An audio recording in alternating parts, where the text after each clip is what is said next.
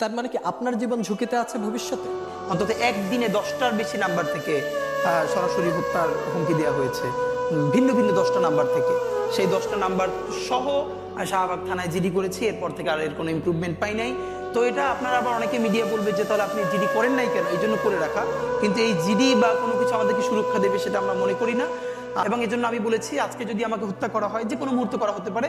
আমি আমার বন্ধুদেরকে ইনকিলাব কালচারাল সেন্টারে সেদিনকে আমরা সবাই বসে বলেছি যে আল্লাহ যদি আমাকে আগে নিয়ে যায় তারপর তোমাদের করণীয় কি। আমি আমার পরিবার এবং আমার ভাই বন্ধুদেরকে ডেকে বলেছি যে আল্লাহ আমাকে নিয়ে গেলে করণীয় কি হবে।